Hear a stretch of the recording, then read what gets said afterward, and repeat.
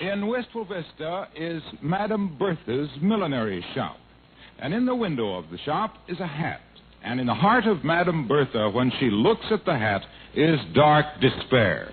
Reduced from $45 to $9.98. And I'll never get rid of that horrible-looking thing. Why did I ever go to that wholesale house without my glasses? But there's a silver lining to the dark cloud. A happy, carefree, knuckle-headed silver lining. In the person of Mr. McGee, of Fibber McGee and Molly.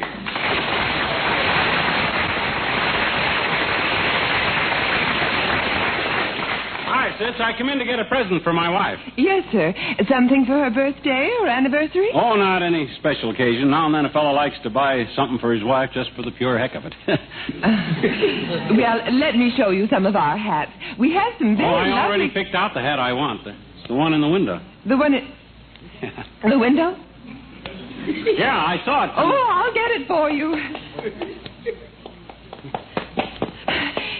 Here you are, sir. Oh. That's what I call service, sis. This hat is quite a bargain for $9.98. Yeah, that's what I thought when I saw it. How many of them little fur tassels has it got around the brim there? I haven't counted, but there must be at least a dozen. Yeah, that's swell. And this purple velvet bow here, that's a nice touch, too. Yeah, so's them ostrich tail feathers.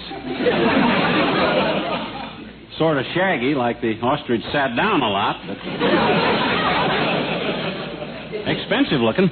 Well, wrap it up, sis. Yes, sir. I can't wait to see the look on my wife's face when she opens up that box. I'll bet you she'll just be speechless. I wouldn't be a bit surprised.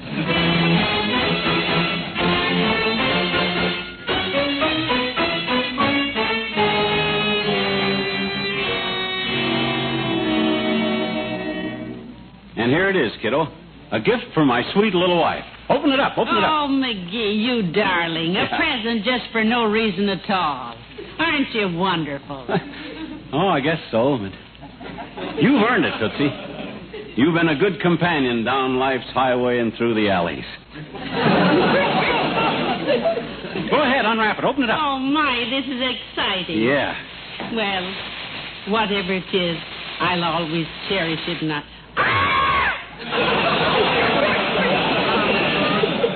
I knew it would get you. Why, it's a hat? Yep. Ain't it a beaut?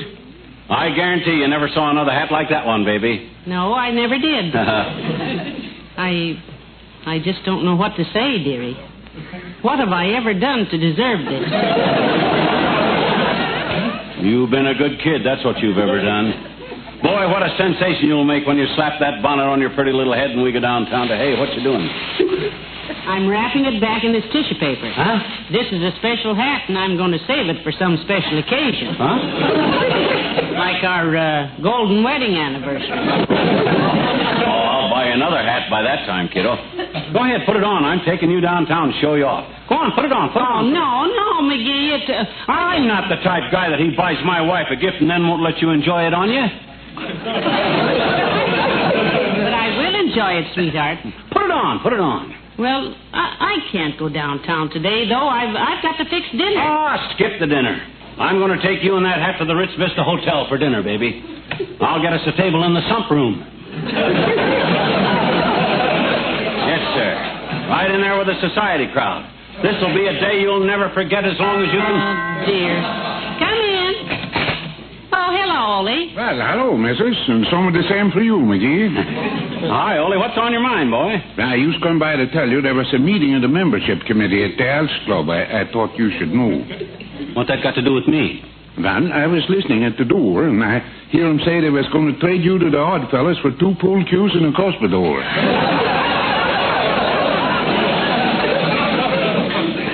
That's just talk. Hey, I got something to show you, boy. Look what I brought home today. There in that box. Did you shoot it or catch it in the trap? Neither one, Ollie. That's my new hat. What do you think of it, Ollie? McGee, if you're trying to start an argument, you got the wrong fella. I never argue about women's hats. Huh? The ladies will wear anything that stays on their head without thumbtacks. Well, we like to be creative. I never forget a hat my missus created one time. Yeah. It had things like ears of corn sticking up and things like stalks of rhubarb sticking down. And around the edge was little green things like spring onions. Sounds sort of gay. And one day it starts pouring down rain, and I say, Missus, put on the hat and we go out. The rain will be good for the crops. I cooked my own meals for a week, but it was worth it. So long, both you fellas. So long, Wally.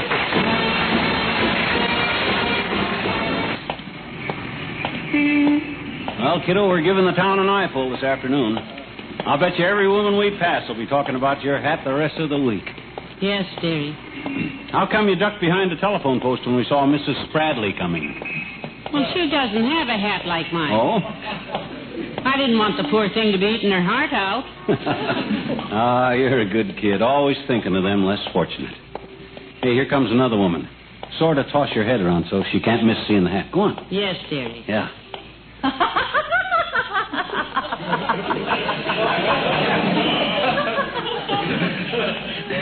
Good-humored type, wasn't she? Dearie. Come on, let's drop into Kramer's drugstore for a minute. I'm fresh out of cigars, and besides, I want Kramer to see you. Hello, Molly. Why, Mabel Tubes, how are you, dear? Hi, Mabe. Hiya, Fib. McGee, you run on in the drugstore while I chat with Mabel. Okay, come on in when you're through. New hat, Molly? Yes. McGee bought it. Go ahead, say it. Molly, it's just murder. Isn't that the truth? The poor lad means well, but honestly, all McGee's taste is in his mouth. Well, that's the way husbands are. Mort bought a dress for me once that looked exactly like a potato sack with fringe. Did you wear it? Not me. I cut out the fringe and used it for a potato sack. Well, I'm a little desperate, believe me. You know what? When McGee isn't looking, I'm going to fling this hat into the street and let a car run over it and tell him the wind blew it off. Well, you'll just have to do something. You certainly can't go around. Oh, here he comes back. I better go. Good luck, dear. Thanks, Mabel. Kramer wasn't there, Molly, so I brought Ed Tatum out to look at the hat. Hello, Mr. McGee. Hello, Ed. Well, there it is, on her head, Ed. What you think? Wow. That seems to be the usual reaction. Yeah. Ain't it a beaut, Ed? Gee, boy, is that a hat. A good question. I wish my girl Dorothy was here to see this, Mrs. McGee. She says hats... Whoops! There it goes. Huh? The wind blew my lovely hat off. Oh. Look at it sail. Landed right out in the middle of the street. Oh, my gosh, it'll get squashed by one of them cars. Yes, isn't that terrible? Oh, don't worry, Mrs. McGee. I'll get it. No, Ed, no. Come back. He'll never get it out of all that traffic. He ain't got a chance. Hey, but he's trying. Ah, the little hero.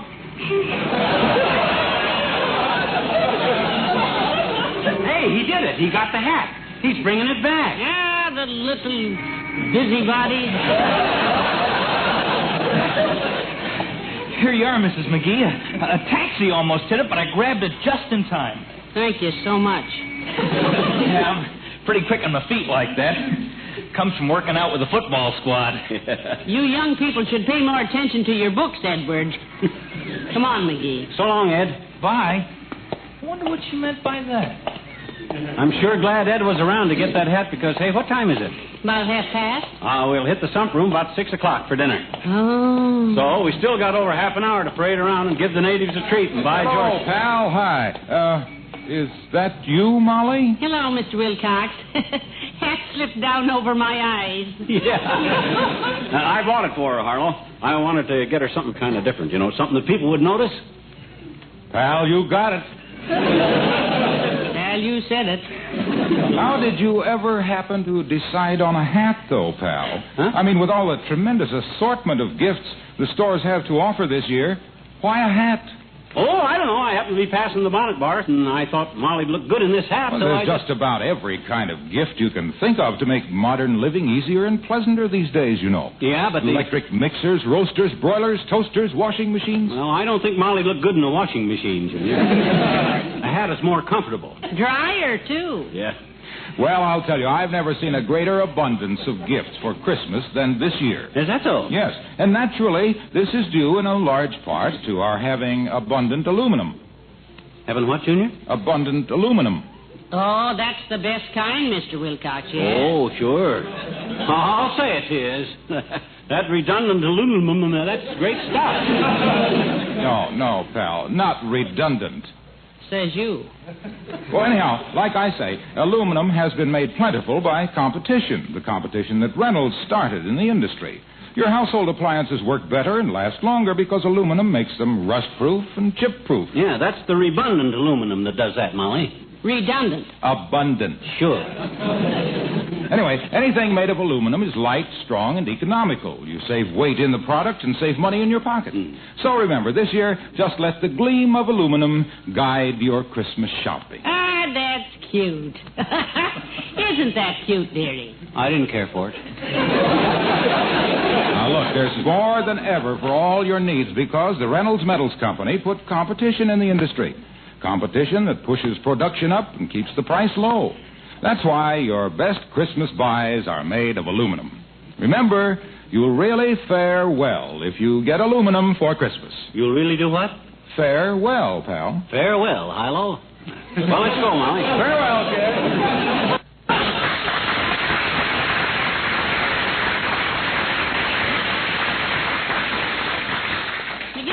Scared to death something is going to happen to this hat. Huh? What do you mean? The sun might melt these lovely plastic cherries. Oh, don't you worry about that. It'll get dark pretty soon anyhow. Not soon enough.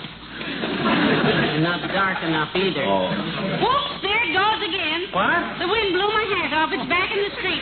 And don't you dare try to go out there. Oh, my gosh, that black car is going to hit it, Molly. He stopped in time. Him and his big fat brakes. Come on, Molly, let's go. Oh, hey, that's Latrivia in that car. Hi, Latrivia. Oh, hello, McGee. Molly. Hello, Mr. Mayor. Did you see what just happened? A possum ran right in front of my car.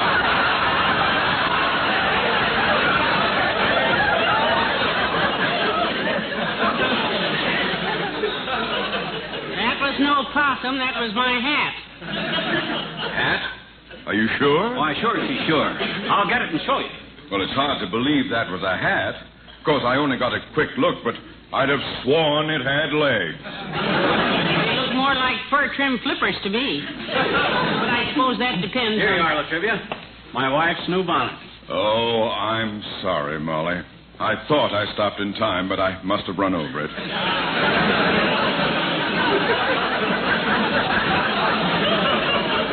Oh, that is a ghastly mess. You never touched it. Huh? Oh, you're holding it in a poor light, McGee. Let me look again. Yeah. Oh, yes, I see now that it's quite attractive. Very handsome indeed. It's no wonder you're a successful politician. What's going on down at City Hall now, Latriv? You still firing strangers and hiring nephews? No, McGee. I'm busy at the moment with a worthy civic project. Oh? Getting together Christmas contributions of food and clothing for our needy. I'll contribute my hat. Oh, they're not that needy. I mean, it's mostly food they need. They have had. All of them? Well, how's this project coming along, Latrivia? Oh, quite well, McGee. I'm also making a list of people who will be asked to contribute financially. The amount to depend on their standing in the community. Now, Mr. McDonald of the Third National Bank is down for $500. Mr. Sad Sam Korshak of the used car lot is down for $12,000, and so on. Well, don't forget me, boy. When us prominent citizens is asked to rally around, I always want to put in my 2 cents worth. Oddly enough, that's just the amount I have you down for.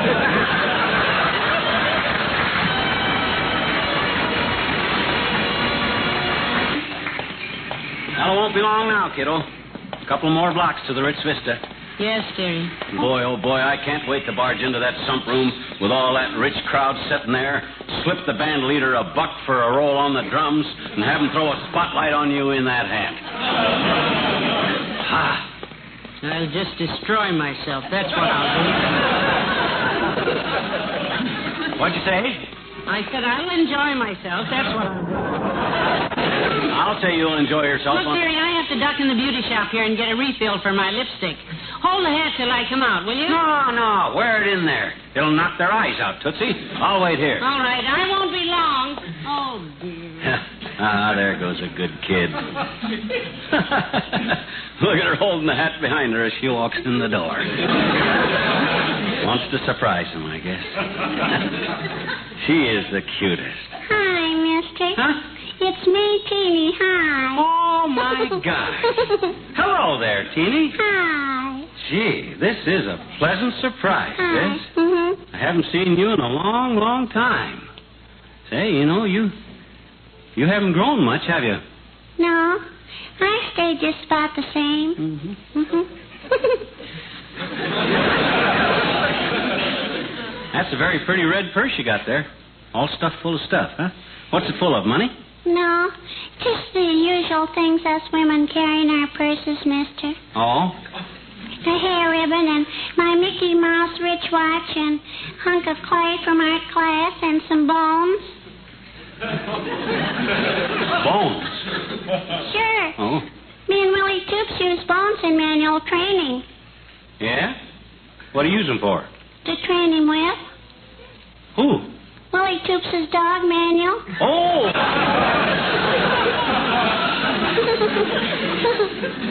Me and Willie are training him just wonderful, I bet you. Yeah? What you training him to be? A bird dog? No, we train him to be a Sheplin pony. Sheplin ponies are lots of fun, I bet you. I see. Mhm. So you're training a dog to be a pony, huh? Mm-hmm. Well, as the mortician said when they brought him a dead elephant, that's quite a large undertaking.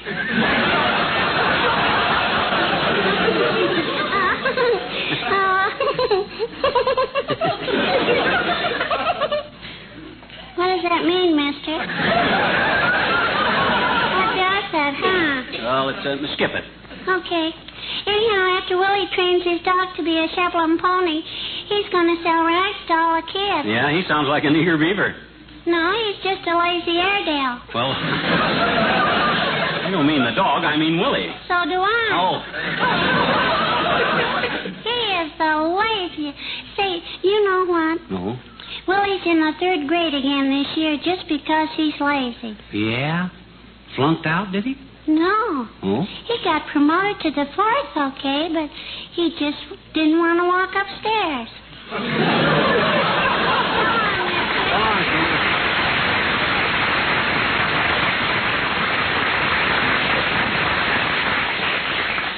I still think that kid's a midget.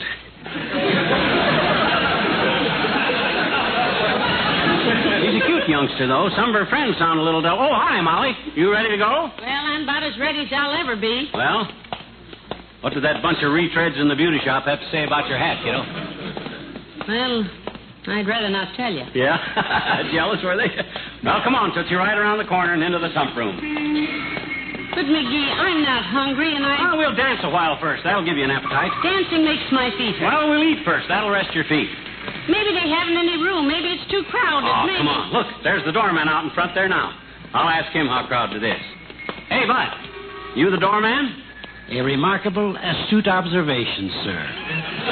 Here I stand on the sump room steps in a scarlet greatcoat with a yellow Sam Brown belt and a fur hat 3 feet tall, wearing white gloves, black oilcloth pirate boots, and kilts. And just like that, you guess it. Are you a detective, sir?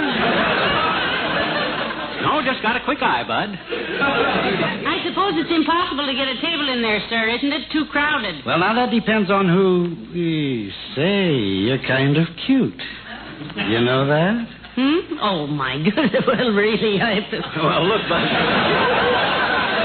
Look, Bud, I'd like to get a nice table for dinner. Just a second, Dad. I'm busy. Say, where'd you get those pretty blue eyes, baby? Well, I I've always had them, but really... What do you mean, blue eyes? That ain't blue, that's Hazel. And besides... Well, I'm happy to know you, Hazel.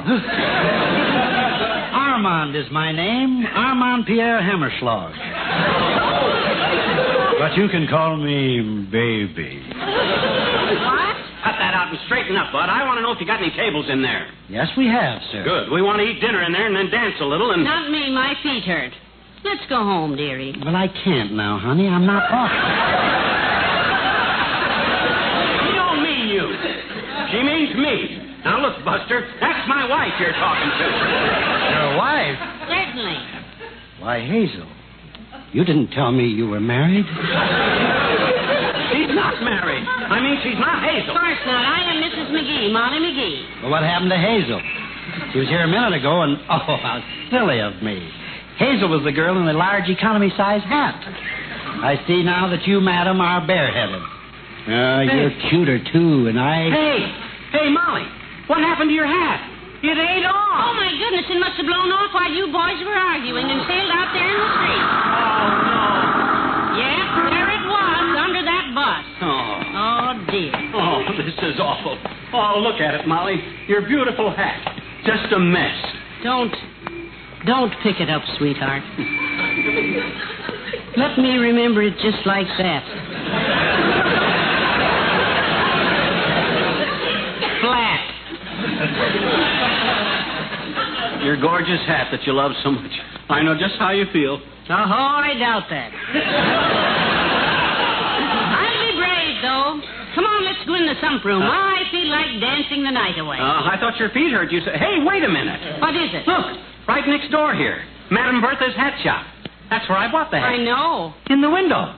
Look, they got another hat just like it. What? Oh, no, we can't afford it. Yeah, but look at the price. Marked down to $3.95.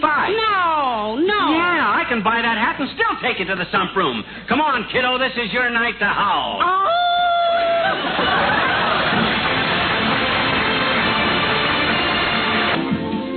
Oh, my, this was just a wonderful evening, dearie. I had such fun. Yeah, me too. I'm glad to get home. Imagine me winning a prize with that hat. Yeah. $10 to Mrs. Molly McGee, the check says, for bravery. I told you that hat was a winner, kiddo. Who was the woman who screamed and fainted when they handed me the prize? Madame Bertha. Oh? Yeah. Good night. Good night, all.